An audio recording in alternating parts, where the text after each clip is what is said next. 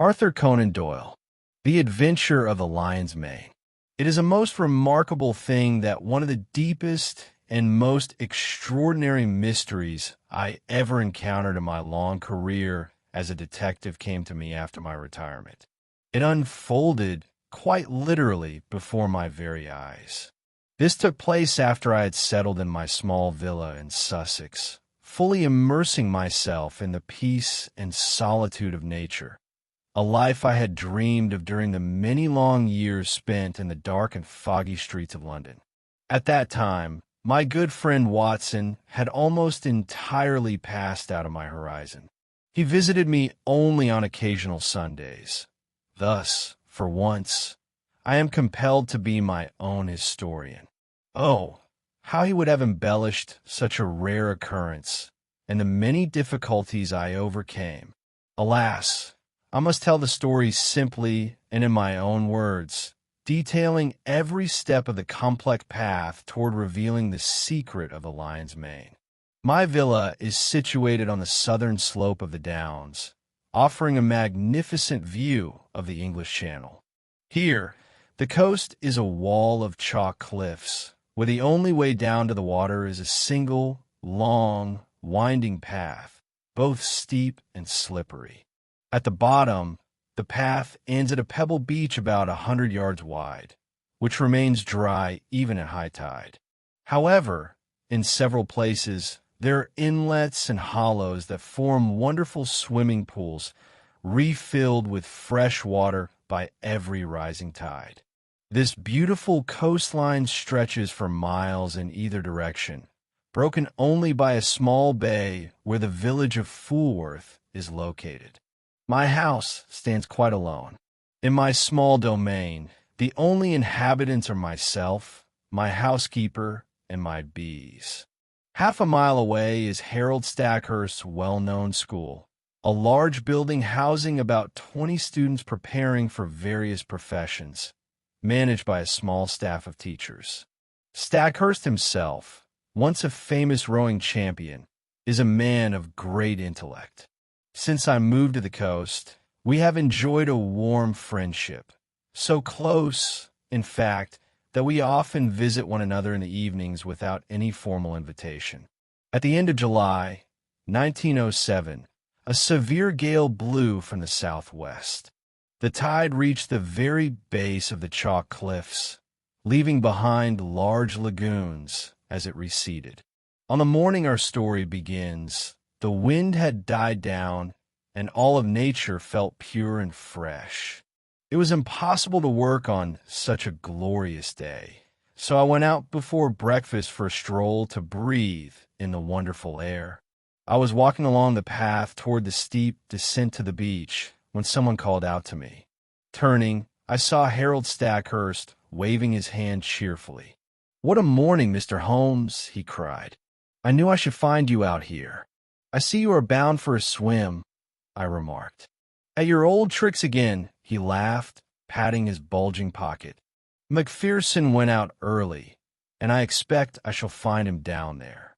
Fitzroy Macpherson was a fine, upstanding young man who taught science at the school.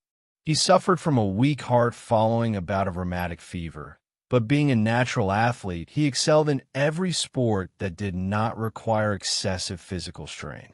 He swam all year round, and as I am a keen swimmer myself, we often met upon the shore. At that very moment, we saw Macpherson. His head appeared above the edge of the cliff where the path ended. A second later, he rose to his full height, staggering like a drunken man.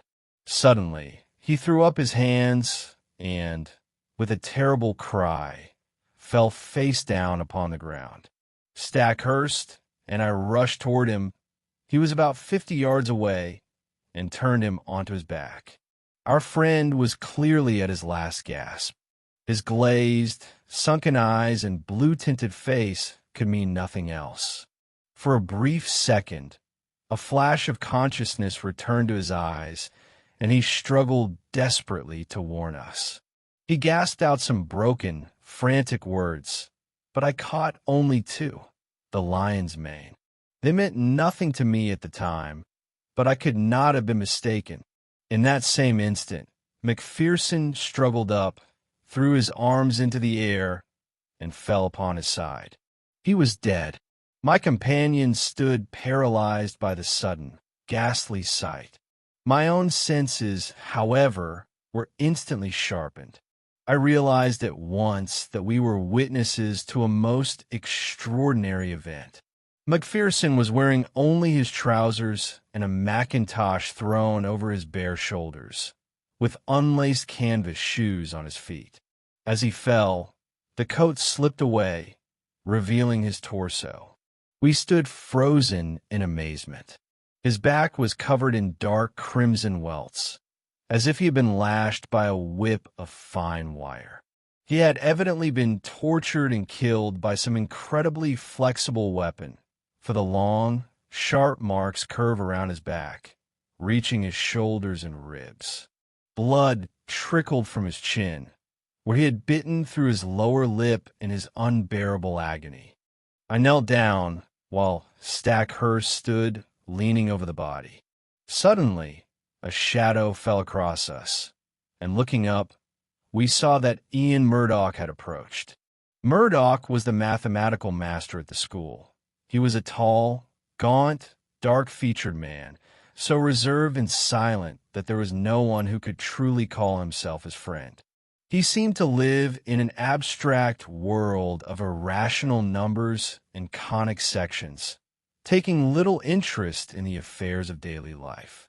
Among the students, he was considered an oddity and might have been an object of ridicule, were it not for the streak of foreign blood in his veins. This manifested not only in his coal-black eyes and swarthy skin, but also in sudden outbursts of temper that could only be described as savage. Once Macpherson's little dog had snapped at him. Murdoch seized the creature and flung it through a plate glass window. Stackhurst would surely have dismissed him for such behavior, had he not valued him so highly as a brilliant teacher. Such was the strange, complex man who stood before us now. He seemed genuinely shocked by the sight of a lifeless body, though his past encounter with the dog hardly suggested any great affection between him and the deceased. Poor fellow, he murmured. "Is there anything I can do? How can I help you? Were you with him?" Stackhurst asked. "Can you tell us what happened?" No. I rose late today. I have not even been for my swim yet. I'm only just coming from the school. How can I be of service?" "Run quickly to Fulworth," I said, "and inform the police at once." Without a word, Murdoch hurried toward the village, while I immediately began to examine the scene, leaving the shaken Stackhurst by the body. My first task, of course, was to ensure that no one else was on the beach. From the cliff top, the entire stretch of shore appeared deserted, save for 2 or 3 dark figures walking in the far distance toward Fulworth. Having surveyed the coast, I began a slow descent down the path. The soil here was a mixture of clay and soft marl, and here and there I found the tracks of a single person, going both down and up the hill. No one else had used the path that morning. In one spot, I noticed the print of a palm, with the fingers pointing up the slope. This could only mean that the unfortunate Macpherson had fallen while climbing.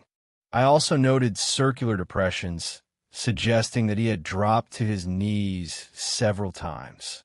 At the foot of the path lay a fairly large lagoon, formed by the receding tide. On the edge of this pool, Macpherson had undressed. His towel lay there upon a rock. It was neatly folded and perfectly dry, which suggested that he had never actually entered the water. Circling across the firm shingle, I found several patches of sand bearing the marks of Macpherson's canvas shoes and his bare feet. These tracks showed that he had been on the very verge of plunging in, yet the dry towel proved he had never done so. Here was the core of the mystery, the most extraordinary I had ever faced. The man had been on the beach for 15 minutes at the most. There could be no doubt of that, as Stackhurst had followed him closely from the school. The man had intended to swim and had already undressed, as evidenced by his bare footprints. Then, suddenly, he had pulled on his mackintosh again, without ever getting wet, or, at the very least, without drying himself. He had been prevented from his swim because he had been lashed and mangled in some inexplicable and inhuman fashion, so severely that he had bitten his lip through in agony and barely had the strength to crawl away from the water to die. Who was the author of this brutal assault? There were, it is true, small caves and grottos at the foot of the cliffs, but they were brightly lit by the low morning sun and could offer no concealment. Furthermore, as I have mentioned, the dark figures on the shore were too far away to be suspected, and they were separated from Macpherson by the wide lagoon in which he had intended to bathe. A few fishing boats could be seen out at sea. I could clearly make out the men sitting in them. Thus, several lines of inquiry were open to me, yet none of them promised success. When I finally returned to the body, a small group of bystanders had gathered. Stackhurst was there, along with Ian Murdoch and the newly arrived village constable, Anderson. Anderson was a thick-set man with a ginger mustache, of that sturdy Sussex breed that hides a keen common sense beneath a slow and stolid exterior. He listened to our accounts, noted our statements, and then beckoned me aside. "I should be grateful for your advice, Mr. Holmes. I cannot handle such a complex matter alone, and if I make a mistake, I shall certainly hear of it from Lewis." I advised him, firstly, to send for his immediate superior. Secondly, to move neither the body nor the effects until that superior arrived, and, as far as possible, to prevent anyone from trampling around the corpse and obscuring the tracks. Meanwhile, I searched the pockets of the deceased. I found a handkerchief, a large clasp knife, and a small folding wallet. From the wallet slipped a scrap of paper, which I opened and handed to the constable. On it, in a careless female hand, were written the words, "I will be there, you may be sure. Maudie." It was evidently a love note, but it gave no indication of time or place for a meeting. The constable replaced the note in the wallet and returned it, with the other items, to the pocket of the mackintosh. Then, as no further clues were forthcoming, I went home to my breakfast, after first arranging for a thorough search to be made at the foot of the cliffs. About 2 hours later, Stackhurst dropped in to tell me that the body had been removed to the school, where the inquest would be held. He brought several pieces of significant information. As I had expected, nothing had been found in the caves under the cliff, but Stackhurst had looked through the papers in Macpherson's desk and discovered several letters showing an intimacy between the dead man and a certain Miss Maud Bellamy of Fulworth. Thus, the identity of the Maudie from the note was established. "The police have the letters," Stackhurst explained. "I cannot bring them. They certainly show a serious romance, but I see no reason to connect this with a tragedy, save for the fact that the lady had an appointment with him. It is unlikely, however, that an appointment would be made on the beach where you all usually bathe," I remarked. Yes, it was a mere chance that Macpherson was not accompanied by several of the boys. "A mere chance?" "Ian Murdoch detained them," said Stackhurst. "He insisted on an algebra class before breakfast. Poor fellow! He is terribly shaken by what has happened. And yet, as I understand it, they were not particularly close?" "Well, at first they were not, but for a year or more Murdoch has been as intimate with Macpherson as it is possible for him to be with anyone. He is not a sociable man by nature." "So I gathered. I recall your story of how he treated the poor lad's dog." "Oh, that is an old story now. But such an act might surely leave a lingering resentment?"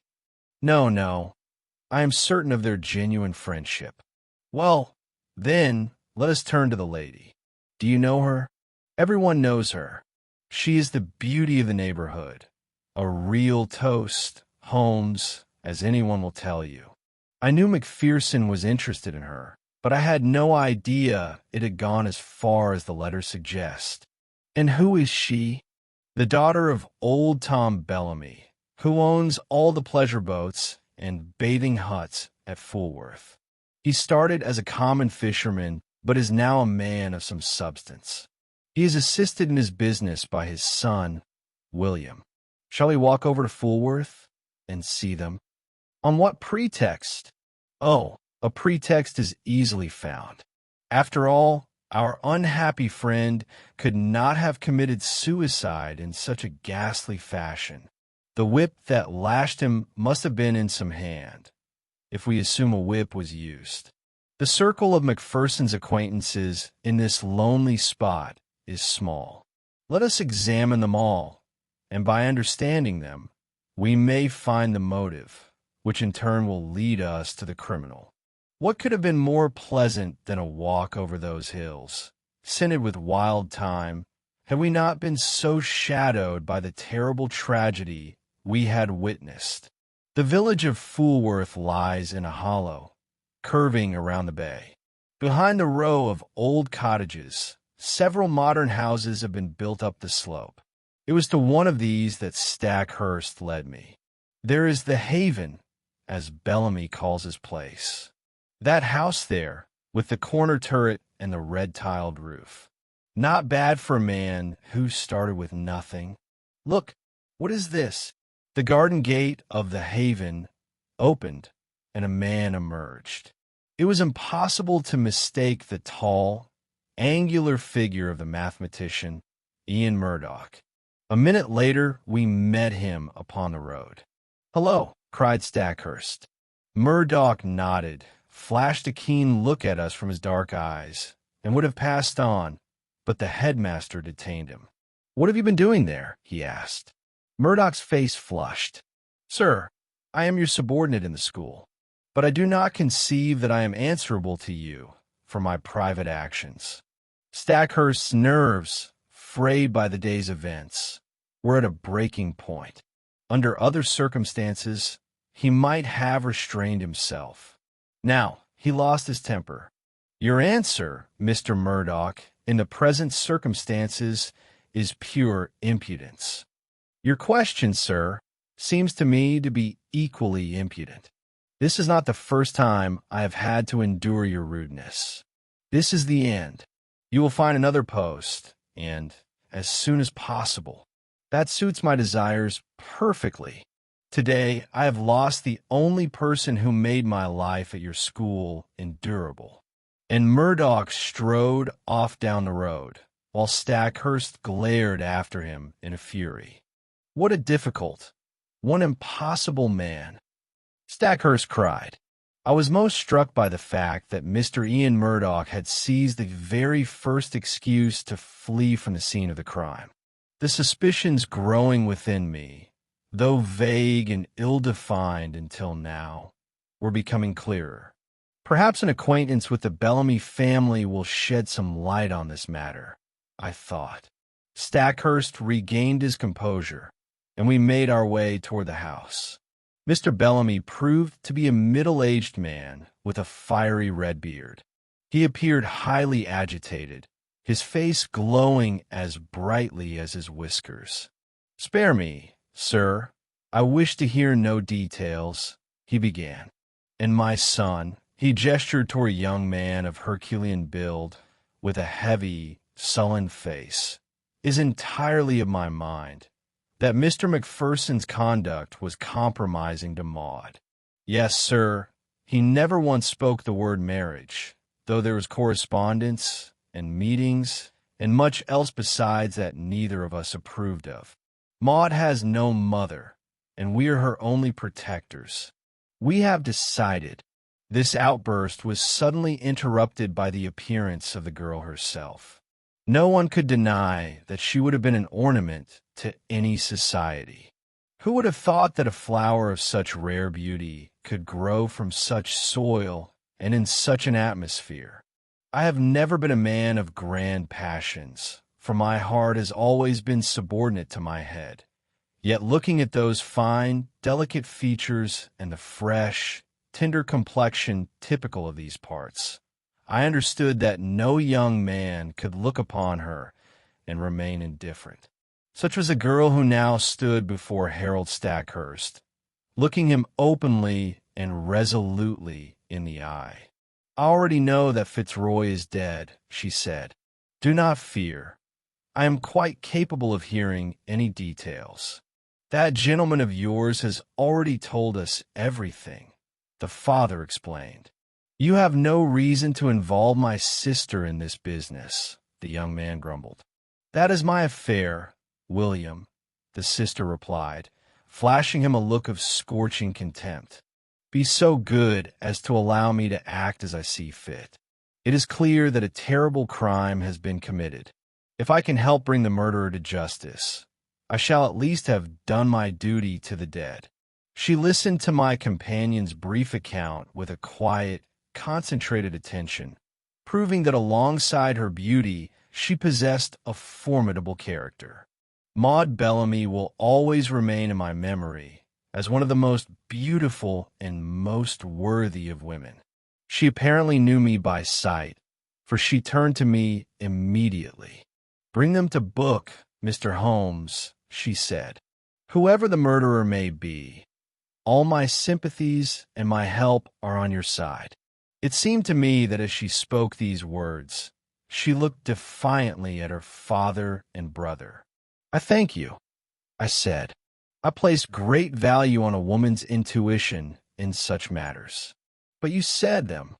Do you believe that more than one person is responsible for this deed?" I knew Mr. Macpherson well enough to say that he was a brave and strong man. No one person could have mastered him alone. "Could I have a few words with you in private?"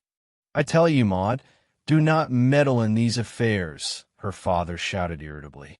She looked at me helplessly. "What am I to do?" "The matter will become public in any case," I said, "so there is no harm if we speak in front of everyone. I would have preferred a private conversation, but since your father objects, he may take part in our talk." I then told her of the note found in the dead man's pocket. "It will, of course, be produced at the inquest. May I ask you to explain this message?" "I have no reason to hide anything," the girl answered. "We were engaged to be married, but we did not announce it because of Fitzroy's uncle.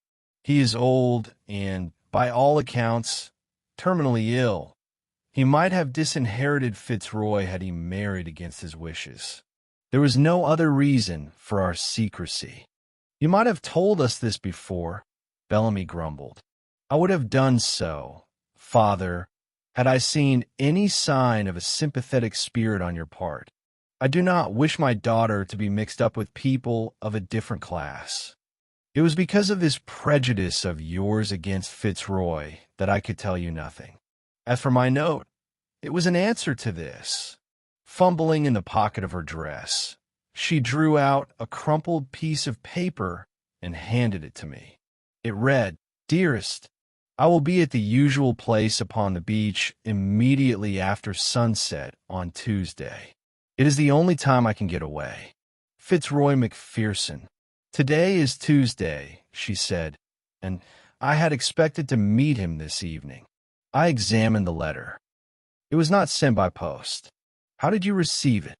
"I should prefer not to answer that question. How I received the letter has, truly, no bearing upon the matter. But as to anything else connected with your investigation, I will tell you willingly." She kept her word, though her evidence failed to point us toward any specific trail. She could not conceive that her fiancé had any secret enemies, though she admitted she had several ardent admirers. "Was Mr. Ian Murdoch among them?"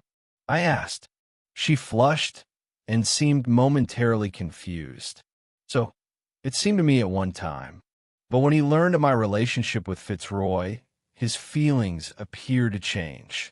My suspicions regarding this man were taking a more definite shape. It was necessary to look into his past and to conduct a quiet search of his room. Stackhurst would assist me in this, for he harbored the same doubts. We returned from the Bellamy's hoping that we held at least one end of this tangled skein. A week passed. The inquest led to nothing and was adjourned pending further evidence. Stackhurst made private inquiries about his subordinate, and a superficial search was made of Murdoch's room, yielding no results. I personally retraced every stage of the tragic event, step by step, both on the ground and in my mind, but reached no conclusion. In all my practice, the reader will not recall a case where I felt my own impotence so keenly. Even my imagination could suggest no solution to the mystery. But then, shortly after, came the incident with the dog. My old housekeeper was the first to hear of it, thanks to that peculiar wireless telegraphy by which such people receive information about every occurrence in the district. "What a sad story it is, sir, about Mr. Macpherson's dog," she said one evening. I did not like to encourage such gossip, but this time her words piqued my interest. "What has happened to Mr. Macpherson's dog?" "Dead, sir. Dead of a broken heart for its master." "How do you know that?" "How could one help but know, when everyone is talking of it?" The dog was terribly distressed. For a whole week, it would not touch a morsel of food. And today, 2 young gentlemen from the school found it dead down on the beach, at the very spot where the tragedy happened to its master. At the very spot. Those words seemed to sear themselves into my brain. A vague presentiment was born within me that the death of the dog would help unravel the case. That the dog had died could, of course, be explained by the devotion and loyalty of the canine race. But at the very spot, why did that desolate shore play such a sinister role? Was it possible that the dog, too, had fallen victim to some blood feud? Was it possible? The hunch was vague, but it began to take a more definite form. Within minutes, I was on the road to the school. I found Stackhurst in his study. At my request, he sent for Sudbury and Blunt, the 2 students who had found the dog. Yes, it lay at the very edge of the lagoon, one of them confirmed. It had evidently followed the scent of its dead master. I examined the body of the faithful little creature, an Airedale terrier, which lay on a mat in the hall. It was stiff and frozen. The eyes were bulging, and the limbs were contorted. Every line of its frame betrayed a terrible agony. Leaving the school, I walked down to the lagoon. The sun had set, and upon the water, which shimmered dully like a sheet of lead, lay the black shadow of the great cliff. The place was deserted. There was no sign of life anywhere, save for 2 gulls circling above me with piercing cries.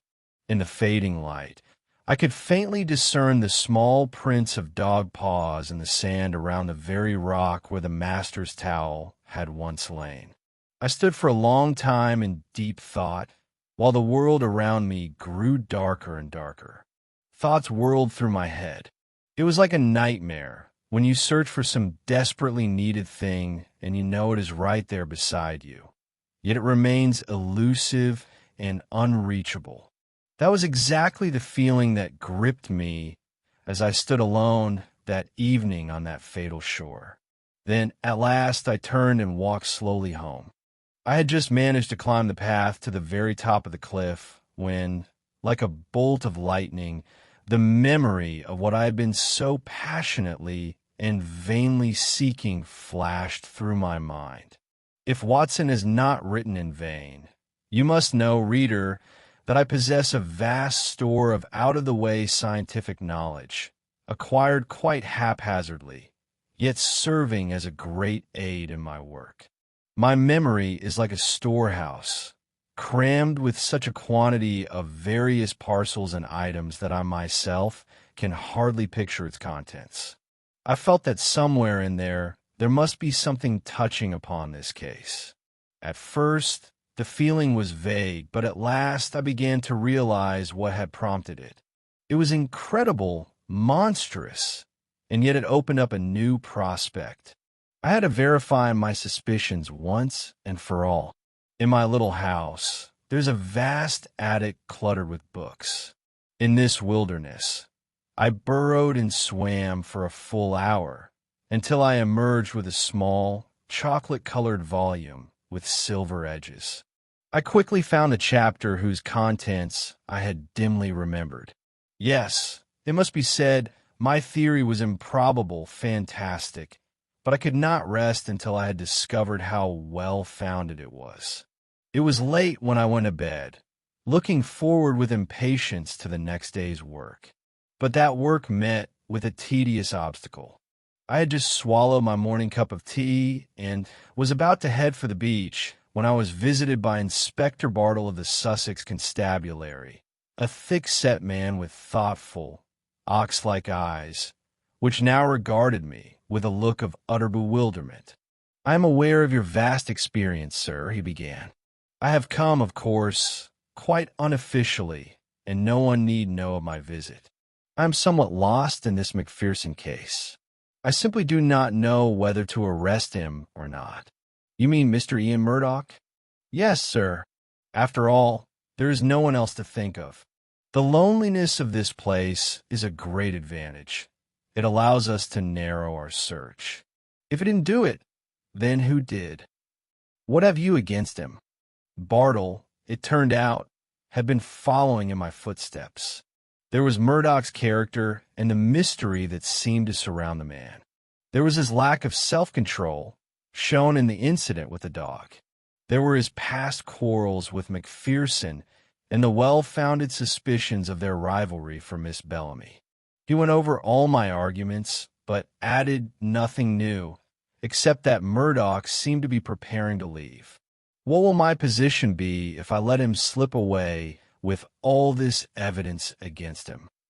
The phlegmatic fat man was deeply troubled. "Consider, Inspector, the main flaw in your reasoning," I said to him. He could, of course, easily prove an alibi for the morning of the murder. He was with his pupils until the very last minute and approached us almost immediately after Macpherson's appearance. Furthermore, bear in mind that he alone, with his own hands, could not have so overpowered a man no less strong than himself. And finally, the question rests upon the weapon with which the murder was committed. What could have been but a whip or some kind of flexible lash? Have you seen the wounds? Yes, I saw them. And the doctor, too. And I examined them very carefully with a lens. I discovered certain peculiarities. What were they, Mr. Holmes? I went to my desk and took out an enlarged photograph. "This is my method in such cases," I explained. "It must be said, Mr. Holmes, you go into every detail. I should not be Holmes if I did otherwise. Now, let's look at this welt which encircles the right shoulder. Do you notice anything striking?" "No, I don't. And yet it is perfectly obvious that the welt is uneven.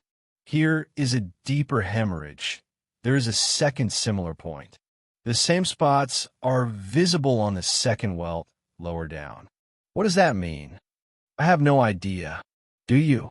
"Perhaps I do, or perhaps I do not. Soon I shall be able to speak more fully on the subject. The solution to the cause of these hemorrhages should lead us by the shortest route to the discovery of the murderer." "My words may seem absurd," said the policeman, "but if a red-hot wire mesh had been thrown onto Macpherson's back, those more deeply affected points would have appeared where the wires crossed. The comparison is exceptionally apparent. One might also suggest the use of a stiff cat-o'-nine-tails with small knots upon each thong. Upon my word, Mr. Holmes, I believe you are nearing the truth. Perhaps, Inspector Bartle, but the wounds may have been inflicted in yet another way. In any case, all your conjectures are not enough for an arrest. Moreover, we must remember the dead man's final words, the lion's mane. I wondered if he meant to call out a name, and I thought the same, if the second word sounded anything like Murdoch, but no. I am certain he cried out the word mane. Have you no other theories, Mr. Holmes? Perhaps I have, but I do not wish to discuss them until I have more substantial evidence. And when will you have it? In an hour, perhaps even sooner. The inspector scratched his chin, looking at me with disbelief. I wish I could read your mind, Mr. Holmes. Could your theories be connected to those fishing boats? Oh no, they were much too far away. Well, then, could it be Bellamy and that lanky son of his? They had a strong dislike for Macpherson. Could they not have killed him? No, no. You shall get nothing out of me until I am ready, I said, smiling. And now, Inspector, it is time for us both to return to our duties.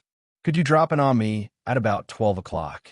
But here we were interrupted, and it was the beginning of the end of the Macpherson murder case. The outer door flew open, stumbling footsteps were heard in the hall, and Ian Murdoch burst into the room. He was deathly pale, his hair disheveled, and his clothes in a state of wild disorder. He clawed at the chairs with gaunt fingers just to keep his feet. "Whiskey! Whiskey!" he croaked, and with a groan, he collapsed upon the sofa. He was not alone. Behind him ran Stackhurst, hatless and panting, in almost the same state of frenzy as his companion. "Quickly, quickly, the whiskey!" he cried. "Murdoch is barely alive. I have had a terrible task getting him here." He fainted twice upon the way. Half a glass of the spirit had a marvelous effect. Murdoch propped himself up on one elbow and shrugged the coat from his shoulders. "For God's sake," he shrieked, "oil, opium, morphia, anything to blunt this hellish agony." The inspector and I cried out in involuntary horror. Murdoch's shoulder was slashed with the same red, inflamed, crisscrossing welts as the body of Fitzroy Macpherson. Unbearable pain seemed to radiate through the poor man's entire chest. His breath came in gasps, his face turned dark, and he clutched convulsively at his heart while great beads of sweat rolled from his brow. It seemed he might die at any moment. But we poured whiskey down his throat, and with every swallow, he seemed to revive. Cotton wool pads soaked in olive oil appeared to soothe the pain of those terrible wounds. At last, his head fell heavily back upon the cushion. His exhausted frame surrendered to the final source of life. Whether it was sleep or unconsciousness, he was at last free from the pain. To question him was unthinkable, but as soon as we were sure his life was out of danger, Stackhurst turned to me. "My God, Holmes!" he exclaimed. "What is this? What does it mean? Where did you find him?" "Down on the beach, in the exact same spot where poor Macpherson was stricken. If Murdoch had not possessed a stronger heart, he would never have survived. While I was bringing him here, I thought several times that he was passing away. The school was too far, so I dragged him here. Did you see him on the shore?" "I was walking along the cliff edge when I heard his cry. He was standing at the very edge of the water, reeling like a drunkard. I ran down, threw some clothes over him, and helped him up. Holmes, I implore you, do everything in your power. Spare no effort to rid this place of this curse, or life here will be impossible. Can you not help us, with all your worldwide fame?" "I believe I can, Stackhurst. Come with me. And you too, Inspector. Let us see if we can deliver the murderer into the hands of justice." Leaving the semi-conscious Murdoch in the care of my housekeeper, the three of us headed toward the fatal lagoon. A pile of clothes, cast off by the victim, lay upon the shingle. I walked slowly by the water's edge, while my companions followed me in single file. The lagoon was quite shallow, except under the cliff where the inlet cut deeper into the land. There, the water reached a depth of 4 or 5 feet. It was to this magnificent, crystal-clear green pool that the swimmers, of course, had been drawn. Along the foot of the cliff, a row of rocks edged the lagoon. I made my way along these stones, peering intently into the water. When I reached the deepest part, I finally discovered what I was seeking. Cyanea! I cried in triumph. Cyanea! Behold the lion's mane! The strange creature at which I pointed did indeed resemble a tangled mass torn from a lion's mane. Upon a rocky ledge beneath the water, at a depth of perhaps 3 feet, lay a strange, hairy monster, quivering and pulsating. Within its yellow tresses, silver strands shimmered. The whole mass throbbed, slowly and heavily expanding and contracting. "It has done enough mischief," I exclaimed. "Its hour has come. Stackhurst, help me. It is time to finish the murderer." Above the ledge where the monster lurked lay a great boulder. Stackhurst and I threw our weight against it and heaved it into the water, sending up a fountain of spray. When the ripples died away, we saw that the boulder had landed true. A yellow membrane, protruding from beneath it and twitching convulsively, showed that we had hit our mark. A thick, oily scum oozed from under the stone, clouding the water and rising slowly to the surface. "Amazing!" cried the inspector. "But what was it, Mr. Holmes? I was born and bred in these parts, and I have never seen the like. There is no such thing in Sussex." "Fortunately for Sussex," I remarked, "it was likely driven here by the southwest gale. I invite you both to my house, and I will show you how a man who once encountered this monster in the open sea and never forgot the experience described it. When we returned to my study, we found Murdoch sufficiently recovered to be sitting up. He was still reeling from the shock and shuddering from fits of pain. In broken words, he told us that he had no idea what had happened, remembering only a sudden, unbearable agony and having just enough strength to crawl back to the shore.